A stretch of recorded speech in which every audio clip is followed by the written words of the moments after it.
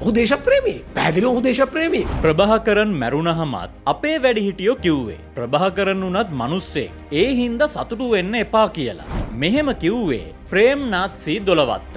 මහින්ද රාජපක්ෂ කඳවුරෙන් දේශපාලනයට ආපු කාලයක් රාජපක්ෂලාගේ නීතිඥ වැඩකටයුතු වලට එහෙම සෑහෙන්න සහය දීපු නීතිඥ දොළවත්ත මහත්තයා තමයි එහෙම කිව්වේ. අපේ රටේ ප්‍රභාකරන් මැරුණහමත් සමහර ලාවට අපි දැක්කේ අපේ වැඩිහිටියෝ කිව්වේ ප්‍රභාකරන් වුණත් ඉතින් මිනිස්සෙක් සතුටු වෙන්න එපා කියලා. හැබැයි සමහර අවස්ථාවල ඩෑන්ගේ මරණය සම්බන්ධයෙන් සමහර අය සතුටු වෙන ආකාරය දැක්කම අපි කම්පා වෙනවා. මොකද මේ රටේ බෞද්ධ මිනිස්සුද මේ ඉන්නේ. ඔය ඩෑන් ප්‍රියසාද්ගේ මරණයට අවසන් ගෞරව දක්වලා එන අතරතුර මෙහෙම කියලා ඔහු උත්සාහ කරන්නේ දේශපාලනික මතිමතාන්තර මොනවා වුණත් මේ මරණයකට hina වෙන එක කැතයි කියලා සමාජගත කරන්න. ඔව්, මරණයකට hina වෙන එක කැතයි. මරණයකට hina වෙලා දේශපාලනය කරන එක ඊටත් වඩා කැතයි. දොළවත්ත විතරක් නෙවෙයි, අපි වුණත් ඒ කියන කාරණාවට එකඟයි. හැබැයි ඔය මරණයකට hina වෙන කාරණාව ගැන තර්ක කරන එක පැත්තකින් තියලා මේ කාරණාව පැහැදිලි කරන්න දොළවත්ත ගත්ත උදාහරණය ගැන කතා කළොත් ඔහු ගන්න උදාහරණය තමයි ප්‍රභාකරන් වුණත් මැරුණහම hina වෙලා සතුටු වුණ එක වැරදි කියලා එයාලගේ වැඩිහිටියෝ කිව්වා කියන එක. අපේ රටේ ප්‍රභාකරන් මැරුණහමත් සමහර ලාවට අපි දැක්කේ අපේ වැඩිහිටියෝ කිව්වේ ප්‍රභාකරන් වුණත් ඉතින් මිනිස්සෙක් සතුටු වෙන්න එපා කියලා. මගේ පළවෙනි ප්‍රශ්නේ දොළවත්ත ඔය කියන වැඩිහිටියෝ කවුද?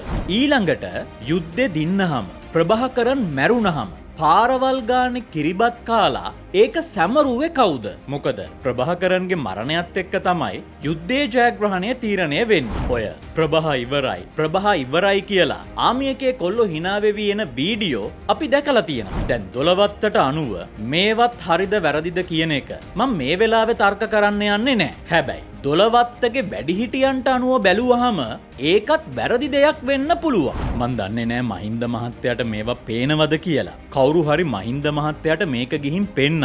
පව්වේ මිනිස්සයා අච්චර අමාරුවෙන් අරගත්ත ජයග්‍රහණය මේ එක තැන්වල එක ජොකියෝ හින්දා නිකන් හැල්ලුවට ලක් වෙනවා. මේක මේ වෙන කවුරු හරි අතින් වුණා නම් දේශපාලනිකව හරි දමලා ගහලා වාසියක් ගන්න තිබ්බා. හැබැයි මහින්දම දේවත්වයෙන් අදහපු අයම කරන එකයි මේකේ අවුල.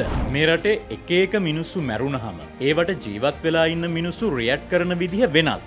ඒවා හොඳ වුණත් නරක වුණත් ඒවා අපිට 100% වෙනස් කරන්න බෑ. ඔය සාරධර්ම කියන ඒවා පුද්ගලයාගෙන් පුද්ගලයාට වෙනස්. ඊළඟට මැරුණ මිනිස්සයාට රියැක්ට් කරන විදිහ මැරෙන මිනිස්සයාගෙන් මිනිස්සයාට වෙනස් වෙන්නත් පුළුවන්. ඒවට අපිට ඕන තරම් උදාහරණ කියන්නත් පුළුවන්. ත්‍රස්තවාදියෙක් නොවි රටේ ජනාධිපති කෙනෙක් විදිහට හිටපු රණසිංහ ප්‍රේමදාස මැරුණහම මේ රටේ සමහරක් මිනිස්සු රතිඤ්ඤ පත්තු කරලා සතුටු වෙලා කිරිබත් උයන් කාලක් තියෙනවා. මං හිතන්නේ එහෙම කළේ කවුද?